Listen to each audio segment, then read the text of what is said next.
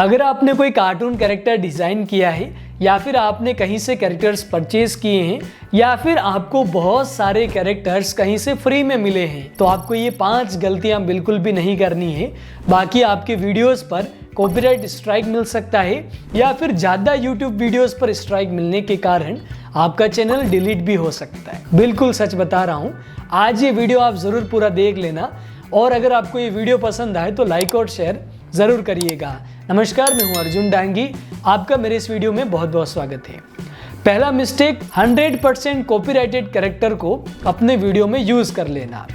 जैसे कि आपने किसी का वीडियो देखा, उसमें आपको कैरेक्टर पसंद आया, आपने उसका स्क्रीनशॉट लेके अपने वीडियो में उसको यूज़ किया, यानी कि यूं का यूं आपने ट्रेस कर लिया, 100% डिज़ाइन आपने कॉपी करके यूट्यूब पे डाल दिया।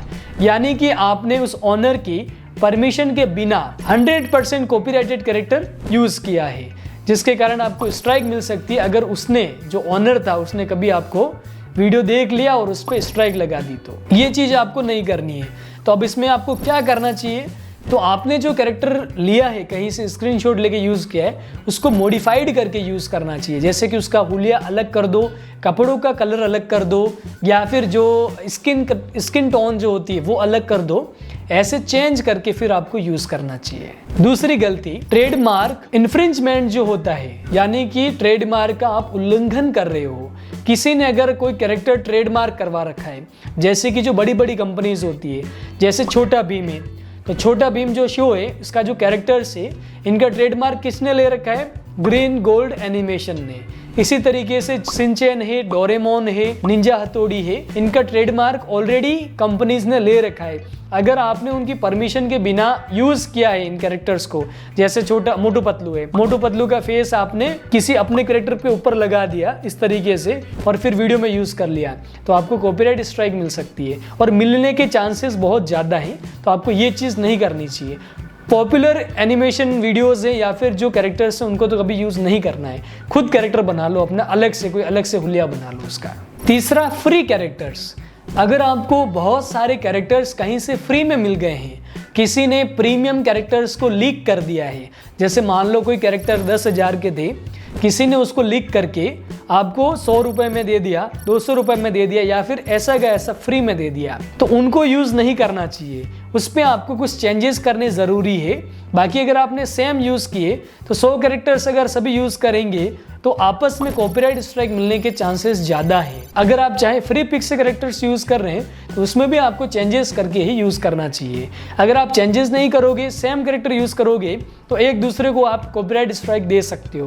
तो इसका बचाव क्या है? और इसके अलावा जो vectorlix.com पर हम जो कैरेक्टर्स दे रहे हैं उसमें और जो बाकी कैरेक्टर्स मिलते हैं उनमें क्या फ़र्क है। तो अब अगर आपने जैसे मान लो वेक्टरलिक्स से कैरेक्टर बाय किया, तो उसकी जो ऑनरशिप है वो हमारे पास में है। हमारे अलावा जितने भी यूज़ करेंगे उसको शेयरिंग राइट्स मिलते हैं, यानी कि आप उनको यूज़ कर सकते हो लेकिन कॉपीराइट स्ट्राइक नहीं मिलेगी। अगर फिर भी कोई एक दूसरे को स्ट्राइक देता है तो ऑनरशिप हमारे पास में, पहला जो प्रायोरिटी वो हमारे पास में, तो हम अपना जो कैरेक्टर है वो दिखा के बाकी जो 2 लोग हैं उनको स्ट्राइक दे सकते हैं। और जिसने पैसे दे के फिर यूज़ किया उसको स्ट्राइक नहीं देंगे, लेकिन जिसने पैसे नहीं दिए और फ्री में उसको यूज़ कर लिया उसको स्ट्राइक मिल सकती है। तो vectorlix.com बिल्कुल सेफ है, कॉपीराइट फ्री कैरेक्टर मिलते हैं, आप जाके ले सकते हो। और ये कैरेक्टर्स एनिमेट्स इसी के अंदर ही यूज़ होते हैं। FLA फाइल मिलेगी जिसको आप डायरेक्टली इंपोर्ट करके उसका एनिमेशन करवा सकते हो। ये कैरेक्टर वही लोग लेना जिनको एनिमेशन करना आता है या फिर जिसने मेरा एनिमेशन का कोर्स कर रखा है। Number 4, paid characters without modification. आपने पैसे दे के कैरेक्टर्स बाय किए हैं किसी भी वेबसाइट से, चाहे आपने फ्री पिक से लिया है, वेक्टरजी से लिया है, शटरस्टॉक से लिया है, या फिर मेरी वेबसाइट वेक्टरलिक्स से लिया है, तो आपको कोई भी कैरेक्टर मॉडिफिकेशन के बिना यूज नहीं करना है।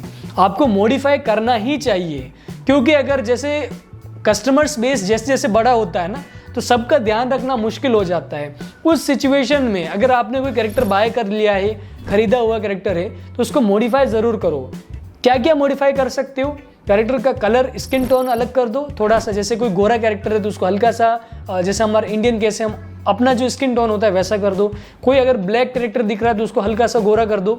इस तरीके से कपड़ों का कलर चेंज कर दो, जैसे किसी ने मूछें लगा रखी है तो वो मूछें हटा दो, आईज अलग कर दो, आईज ब्लिंक अगर करवा रहे हो आईज अलग अलग बना दो, अलग अलग डिजाइन की मिलती है। लिपसिंग चेंज कर दो, फेस का हुलिया अलग कर दो, जो बाल होते हैं उनको अलग कर दो। जैसे देखो मेरे बाल कैसे हैं, ये ऐसे जा रहे हैं तो इसको आप क्या कर दो, ऐसे कर दो, अलग अलग कर दो। आप कैरेक्टर को कुल मिला के मॉडिफाई कर दो, फिर यूज करो, तो आपको कॉपीराइट स्ट्राइक कभी नहीं मिलेगी, चाहे आप कहीं से भी कैरेक्टर लोगे, क्योंकि आपने चेंज कर दिया है तो कॉपीराइट आने का सवाल ही पैदा नहीं होता है। नंबर 5, रीसेलिंग मटेरियल या फिर कंटेंट। अगर किसी ने कोई फाइल प्रीमियम पैसे दे के बाय कर ली है, ओरिजिनल फाइल्स उसके पास में है, लेकिन उसने किसी को सस्ते प्राइस पर बेच दिया है, लेकिन आपको पता नहीं है कि उसका ओरिजिनल ओनर कौन है। आपको लगेगा कि ये कैरेक्टर बेच रहा है, मतलब कि उसने पहले 10,000 के कैरेक्टर बाय किए, फिर उसने क्या कर दिया, कोई पेज बना दिया, उस पर डाल दिया या फिर फ़ोन नंबर डाल दिए कि कैरेक्टर चाहिए तो व्हाट्सअप करो, सस्ते में मिलेंगे।